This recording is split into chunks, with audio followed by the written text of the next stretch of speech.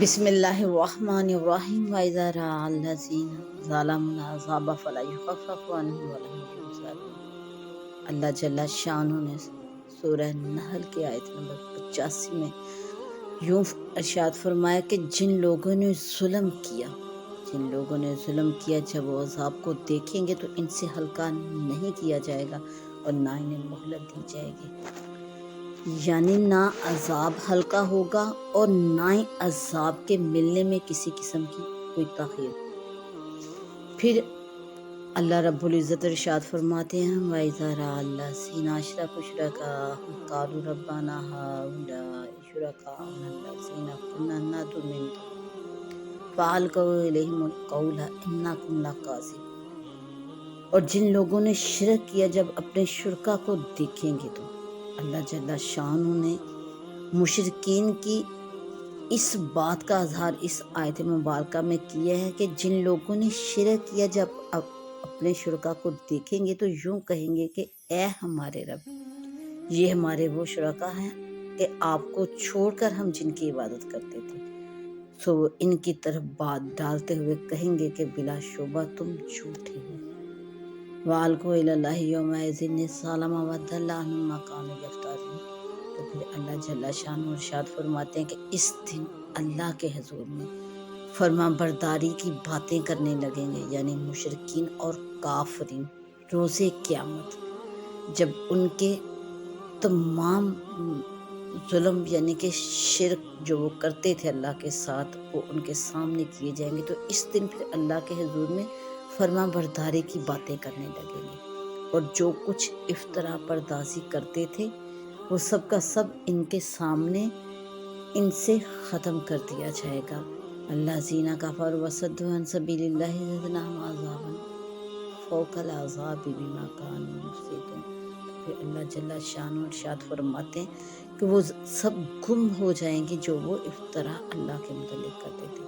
جن لوگوں نے کفر کیا اور اللہ کے راستے سے روکا، ہم عذاب پر ان کا عذاب بڑھا دیں گے اس سبب سے کہ وہ فساد کرتے تھے۔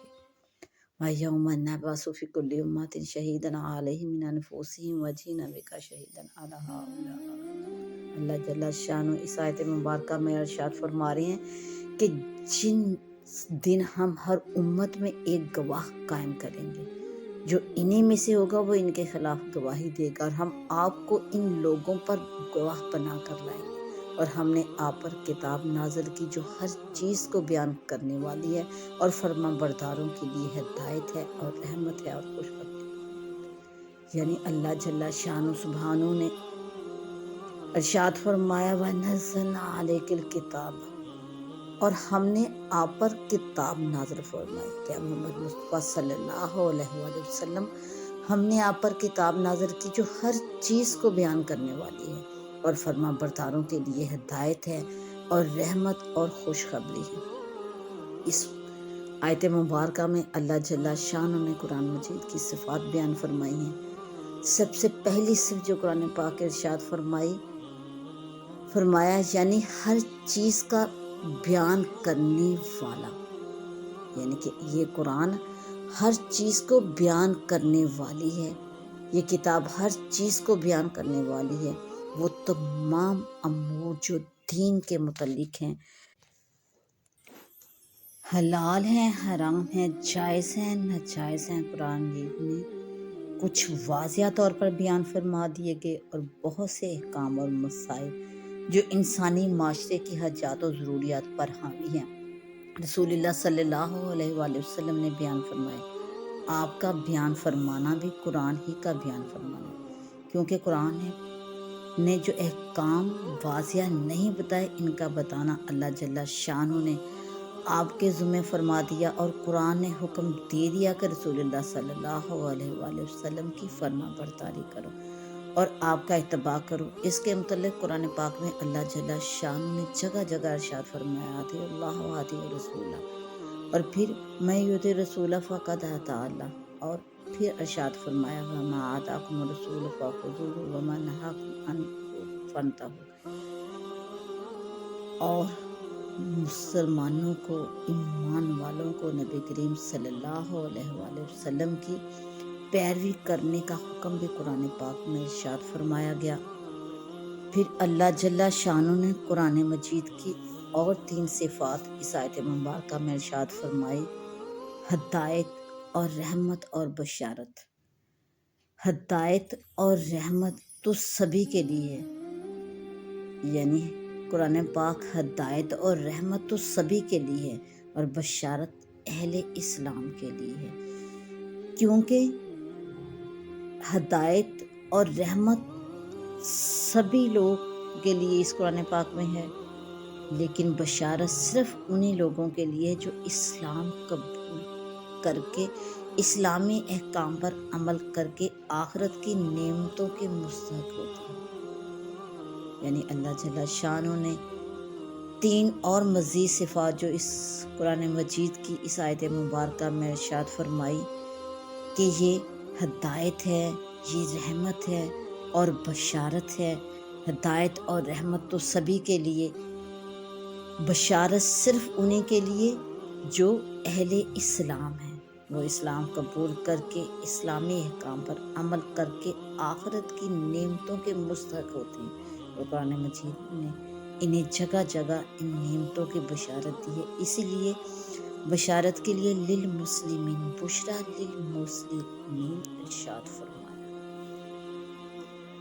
اور پھر اللہ جل شانہ نے ارشاد فرمایا: ان اللہ یامر بالعدل والاحسان وایتاء ذی القربی وینہی عن الفحشاء والمنکر والبغی یعظکم لعلکم تذکرون، کہ بے شک اللہ عدل کا اور احسان کا اور قرابت داروں کو دینے کا حکم دیتا ہے، اور فحش کاموں سے اور برائیوں سے اور ظلم کرنے سے منع کرتا ہے، اور تمہیں نصیحت فرماتا ہے تاکہ تم نصیحت قبول کرو۔ اس آیت مبارکہ میں اللہ جل شانہ نے فرائض و واجبات کے حکم کو اور تمام منکرات یعنی ممانعت کے حکم کو شامل فرما دیا۔ اولاً سب سے پہلے اللہ جل شانہ نے ارشاد فرمایا کہ اللہ تمہیں عدل کا حکم فرماتا ہے۔ اللہ تعالیٰ تمہیں عدل کا حکم فرماتے ہیں۔ عدل عربی میں انصاف کو کہا جاتا ہے۔ جیسا کہ سورہ مائدہ میں اللہ جل شانہ نے ارشاد فرمایا: اعدلوا هو اقرب للتقوی، کہ اپنے پڑائے چھوٹے بڑے سب کے بارے میں انصاف کرنا لازم ہے۔ جو شخص دشمنی کرے اس کی دشمنی کے جواب میں بھی عدل ہی کیا جائے، دشمنی کی وجہ سے عدل کو ہاتھ سے نہ جانے دیا جائے۔ اگر کسی زیادتی کرنے والے سے بدلہ لے لینا ہو تو زیادتی کے بقدرے ہی بدلہ لیا جا سکتا ہے، اور معاف کر دینے کو اللہ تعالیٰ نے اور زیادہ افضل بتایا۔ عدل کا دوسرا معنی توسط یعنی افراط اور تفریط کو چھوڑ کر میانہ روی اختیار کرنے کا بھی ہے۔ اسی لیے بعض اکابر عدل کا ترجمہ اعتدال سے بھی کرتے ہیں۔ حضرت عمر بن عبدالعزیز رحمۃ اللہ کا ارشاد ہے کہ فرمایا کہ بتاؤں عدل کیا ہے، کہ تو چھوٹے کا باپ بن جائے اور بڑے کا بیٹا بن جائے، اور برابر والے کا بھائی بن جائے، اور لوگوں کے گناہوں کے بقدرے ان کے جسموں کی برداشت کے بقدر سزا دے، اور اپنے غصے کی وجہ سے ایک کوڑا بھی نہ مارو، ورنہ تو ظلم کرنے والوں میں ہو جائے گا۔ پھر اللہ جل شانہ نے احسان کرنے کا حکم فرمایا۔ احسان حسن سے ماخوذ ہے۔ حسن خوبی اور اچھائی کو کہتے ہیں، اور کسی کام کو اچھے طریقے پر انجام دینے کو احسان کہا جاتا ہے۔ عبادات میں احسان کی صفت ہو، اور معاملات میں بھی، رشتہ داروں کے ساتھ بھی اور دوسرے انسانوں کے ساتھ بھی، اس کو اللہ جل شانہ نے قرآن پاک کے اندر یوں ارشاد فرمایا: وَأَحْسِنُوا إِنَّ اللَّهَ يُحِبُّ الْمُحْسِنِينَ، کہ احسان کرو، بے شک اللہ احسان کرنے والوں کو پسند فرماتا ہے۔ اللہ جل شانہ نے تیسری صفت جو اس آیت مبارکہ میں ارشاد فرمائی ہے، تیسری بات کہ رشتہ داروں اور دوسرے انسانوں پر مال خرچ کرنا، یہ بھی بڑے ثواب کی چیز ہے، اور صفت احسان میں یہ بھی داخل ہے۔ اللہ جل شانہ نے قرآن پاک کے اندر جگہ جگہ اس کا ویسے بھی ذکر فرمایا۔ اس سے دوہرا ثواب ہے، صلہ رحمی کا بھی اور صدقے کا بھی۔ ان لوگوں کو بھی تنبیہ ہے جو دنیا بھر سے تعلق رکھتے ہیں لیکن اپنوں سے بگاڑ رکھتے ہیں اور اپنوں پر ایک پیسہ بھی خرچ کرنا گوارا نہیں کرتے۔ باپ کی طرف سے رشتہ دار ہوں یا ماں کی طرف سے ہوں، لفظ قربا سب کو شامل ہے۔ ماں باپ، اولاد، بہن بھائی، چچا پھوپھی، خالہ ماموں، ان کی اولاد سب ذی قربانی ہے۔ بعض حالات میں ذی القربہ پر مال خرچ کرنا واجب ہوتا ہے اور بعض حالات میں مستحب ہوتا ہے۔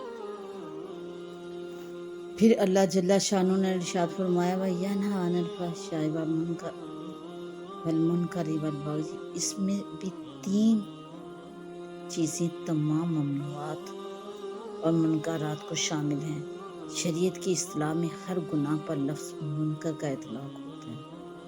فحشا اور بغی بھی اس کے عموم میں داخل ہے لیکن الگ سے ان دونوں کو بھی ذکر فرمایا، ایک مرتبہ عمومی طور پر اور ایک مرتبہ خصوصی طور پر ان کی ممانعت فرما دی۔ فحشا اس قول و فعل کو شامل ہے جس میں بے شرمی اور بے حیائی ہو، زنا ہو، قضاء شہوت کے لیے جو بھی ممنوع فعل کیا جائے اور ایسے افعال کے اسباب اور اس کی طرف راغب کرنے والے طریقے سب کے لیے سب فحشا میں شامل ہیں۔ پھر اس کے بعد اللہ جل شانہ نے ارشاد فرمایا یعظکم لعلکم تذکرون کہ اللہ تمہیں نصیحت فرماتا ہے تاکہ تم نصیحت قبول کرو۔ وہ امور جو کرنے چاہیے اور وہ امور جو نہیں کرنے چاہیے اور احسان، عدل، ان تمام کا ذکر کرنے کے بعد آیت مبارکہ کے آخر میں اللہ جل شانہ نے یوں ارشاد فرمایا یعظکم لعلکم تذکرون کہ اللہ تمہیں نصیحت فرماتا ہے تاکہ تم نصیحت قبول کرو۔ اس میں عمل کرنے کی طرف توجہ دلائی اور یہ فرما کر کہ یہ بات سن کر اور پڑھ کر اپنے آپ کو فارغ نہ سمجھو بلکہ عمل بھی کرو اور دوسروں کو اس پر عمل کرنے کی ترغیب بھی دو۔ ان اللہ یامر بالعدل والاحسان۔